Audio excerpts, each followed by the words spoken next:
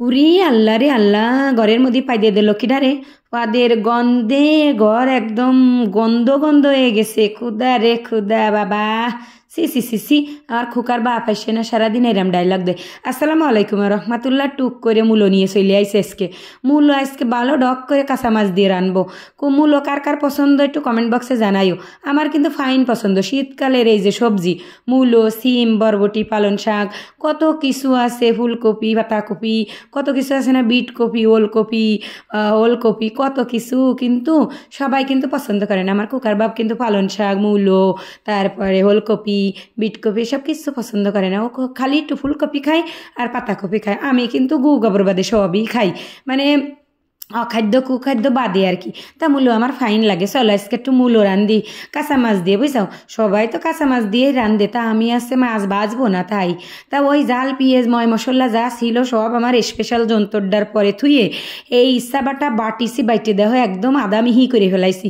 জম্মের মিহি করিনি, আবার একেবারে যে থেবড়া থুবড়া করে বাটিছি ছেঁচে বেটে নিছি তাও কিন্তু না, ভালোই মতন মিহি করেছি। কই রে, এর মধ্যে নুন হলদি দিয়ে অল্প একটু সর্ষের তেল দিছি, কারণ ওই ওর মধ্যে কয়টা সর্ষে দানা দিলাম না, ওই জন্য একটু সর্ষের তেলও দিছি।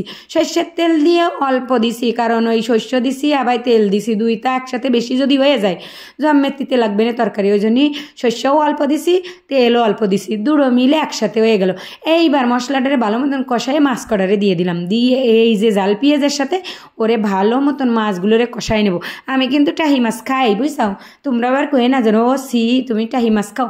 আমি কিন্তু কয়েই নিছি টাহি মাছ খাই, পাঙ্গাস মাছ খাই, সিলভার কাপ মাছ খাই, চিংড়ে মাছ খাই, ইলিশ মাছ খাই, সব মাছ খাই, একদম ছোট লোকের থেকে বড় লোক মাছ পর্যন্ত সব মাছ খাই। মানে টাহি মাছরে একটু মানুষ পছন্দ করে না, আমার কুকার বাপ কিন্তু খাবে না, তাইতে বলে মূলো দিয়ে রান্তিছি। ও তো খাবে না, তা মূলোও খায় না, টাহি মাছও খায় না, আমি কিন্তু সব খাই, তাইতে বলে আমি রান্তিছি। এই তরকারি 2-3 দিন বসে খাবো। আহানে জাড় কালায় সে গেছে, বুঝছাও। জাড় কালে কড়ো কড়ো ভাত দিয়ে এরম ঠান্ডা তরকারি দিয়ে ঠান্ডা ভাত দিয়ে খাতি যে কি রহে লাগে।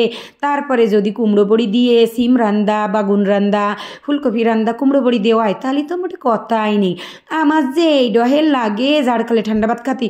কিন্তু আমার আবারই সবাই তো আর পছন্দ করে না, সেই কথা করছিলাম, কিন্তু সবাই তো আর পছন্দ করে না, কিন্তু আমার পছন্দ। এই জাড়কাল আসলেই কত ধরনের সবজি পাওয়া যায়, যা গিয়ে যাই গিয়ে ভিটামিনের অভাব হয়, এই সব ধরনের সবজি খাবা, কারণ জাড়কালে কত ধরনের সবজি হয়, সব সবজিতে কিন্তু ভিটামিন থাকে। আমি কিন্তু মূলো, পাতাকপি, ফুলকপি সব কপি খাই, মানে আমি খাই না এরম মনে হয় জিনিস খুব কমই আছে দুনিয়াদারিতে। তা সাপ ব্যাংক হইছে এইসব যা ছোটোকালেতে খাইয়ে আসিনি তা কিন্তু খাতে যাই না। তা কথায় কথায় মূলোটা কিন্তু কষাই নিছে, ওর মধ্যে একটা আলু দিলাম।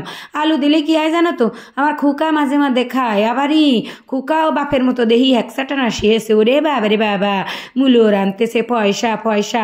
আরে পয়সা রানতেছি কি মূলো রানতেছি, গন্ধ বার হচ্ছে, যাও আসছে আসছে, খাওয়া তো যাচ্ছে। মূলো কিন্তু কত মানুষ কাঁচাও খায়, আমি কিন্তু কাঁচা খাতে পারি না, আমি এই রাইন্দে খাই। মূলো এরা মাছ দিয়ে রাইন্দে ধনিয়া পাতা দিই, আর জোল মোটো থুই না, বুঝছা। মূলোর জোল আমার ভালো লাগে না, তা একদম গায়ে মাহা জোলে রান্ধি, এত ডহের লাগে। এই দেখো রান্দা কিন্তু শেষ। কার কার মূলো পছন্দ একটু কমেন্ট বক্স জানাই দিও, আর গা গোসল ধুয়ে এসে তাড়াতাড়ি খাইয়ে নাও।